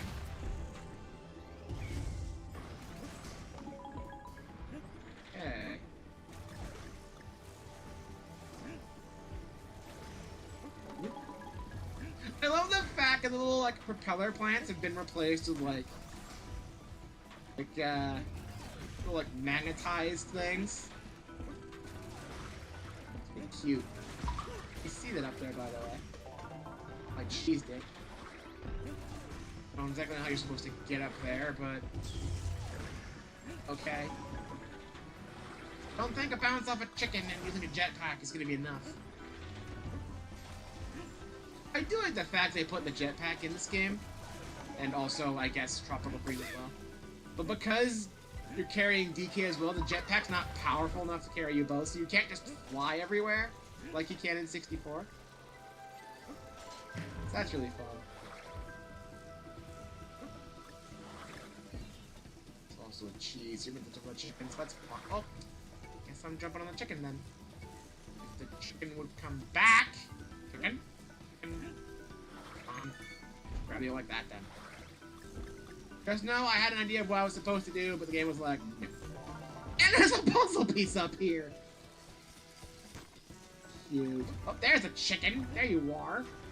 Okay.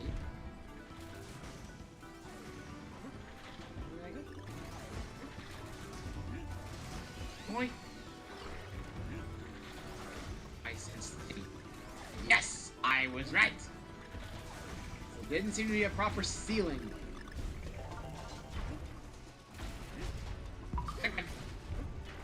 I'm gonna keep referencing that every time I see one of these things, I swear to God. I always do that when I see a chicken in a video game. I always just think of the scout from TF2 going, chicken! I don't know why! I see that there. That's another thing!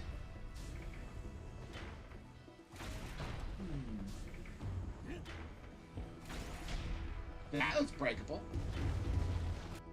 Ah! Much better. It's like, I didn't notice the breakable thing, because I have a problem doing that, I guess, if, you know, the Oracle games are any indication. And I see a little thin platform you normally go through. I'm like, okay, can I break that? No. There's everything nearby it spawns me there. I go back, and then I see the breakable thing. Big brain level design. Also, thanks for waiting to actually spawn DK until after it goes back up.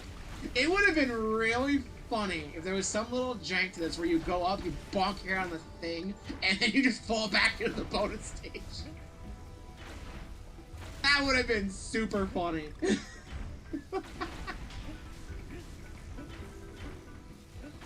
And then... No puzzle piece from that? Really? Okay. Chicken. Nearly cost me, but I got it. Yeah.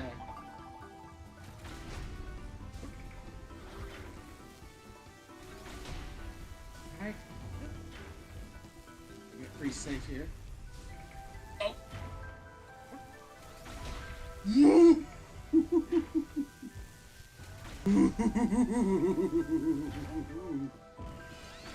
That was close.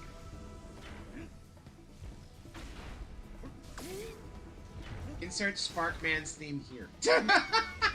for the vertical, like, on and off spark things there.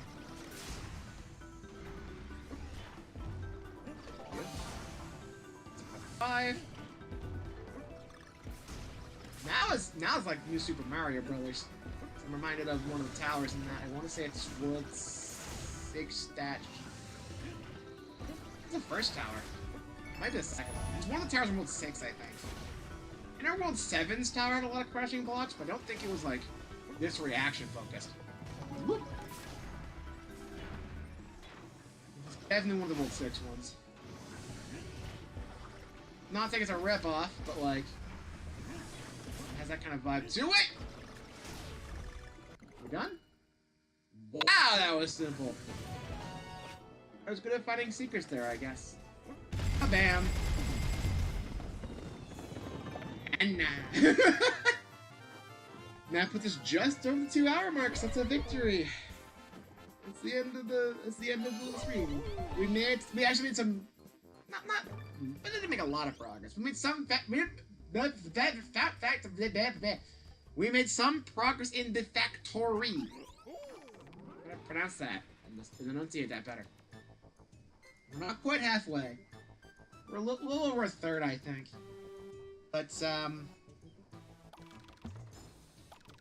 next time's gonna be the key actually unlocks the next stage in order, which is very rare, it seems. I'm sure, take the easy way out. When in doubt, pound, or jump, or blow, or whatever. I'm sure you'll figure it out. We unlock next stage. We have now unlocked 6-3. 7-3. I was talking about World 6. It's still in my head. But that's gonna be next time. That's gonna be next time on Donkey Kong Country Returns HD. So let's check our menu here. A little summary. So key stage, next proper stage, the 3 buttons, and then the boss. And also the temple. Oh, I think I remember how this works. You open the thing, and it opens a level thing in the center there, I think? Or it may be up on the little button thing up there next to the temple entrance. And it's a little rocket barrel sequence. It's not really a full level. But it puts you directly at the boss. So if you want to play the boss again, you just go there. I might be misremembering on that, but I remember there being a rocket barrel sequence where you're going up at the end. I might be thinking of the final boss. Like I said, a lot of the details are fuzzy. It's been a while. But yeah, next week I think we're on track to being the game, and then I'll probably do a poll then to see what you want to see next. Do you want to see me do like the rest of the 100% for this? Do you want to see more Pac-Man stuff? Because I still have the post-game stuff there. Do I do Dunsparce? We'll see. But for now, that's going to be it for Donkey Kong Country Returns HD. And, you know, I'm going to say it right now, so far I've been a couple of hiccups, but I've generally really liked this game. It's a very much a, like, turn from how Pac-Man went, clearly. So it's actually going to be fun to time trial these, I think, for most of them. So that's a good sign. That's a good sign. Yeah. I'm actually looking forward to time trials. Mostly. More so than Pac-Man. That 1 7-minute gauntlet in the ice level is going to get pain to go through. You don't even want to bother doing that. I at least feel like I should at least do a proper attempt on the no death on Spooky. No fairy mode. And then also the post-game story sequence. I still gotta do that, but, you know. We'll see on that. It depends on how you guys vote. But we're not gonna worry about that till next week. So I'll see you guys next week for more Donkey Kong Country Returns HD and probably the rest of the main campaign. See you then.